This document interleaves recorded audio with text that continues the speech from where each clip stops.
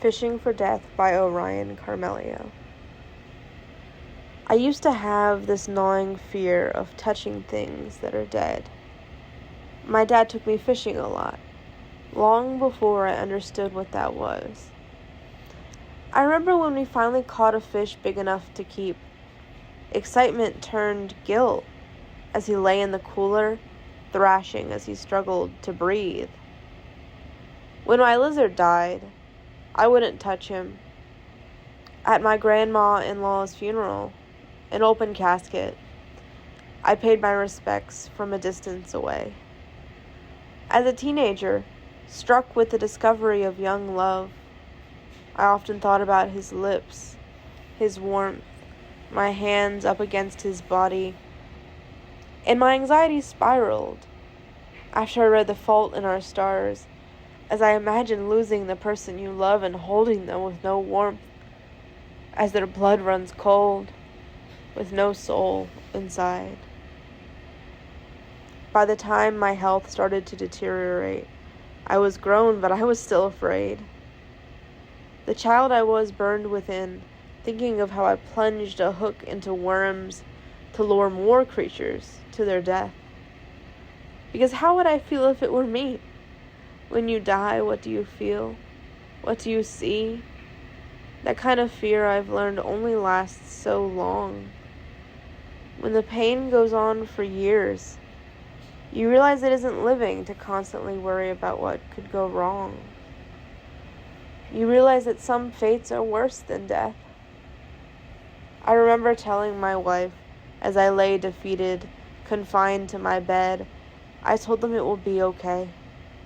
I will get better, and if I don't, then that's okay too.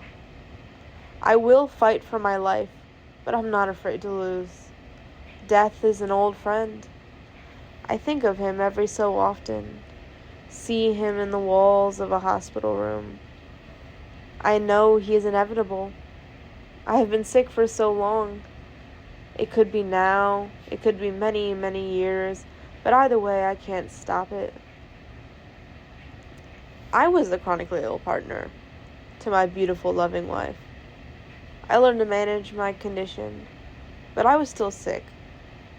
I was the sick one, so please tell me why they were the one to die. I no longer feared death, but I still shy away from the bodies until I found my bride with lavender skin and a halo above their head. Although I knew the answer to my question, I screamed their name, shaking them to wake up. I pressed my palms over their heart, their limbs flopping around with every push like the fish in the bottom of the cooler. I could not get them back. When their autopsy revealed their cause of death, it was proof that the same medical system I have fought for years stole my best friend in a matter of months. All I have to say to that is congratulations. You took a person like me, who has nightmares of fish, who is shook at the sight of a body without life, and you neglected the bleeding brain of the wrong person, my wife. I'd like to imagine them full of autistic joy, stimming along by my side, giggling and petting every single animal they see. But instead, I remember them withering away, endless seizures, getting verbally harassed as I begged their doctors to do more. You really did the impossible.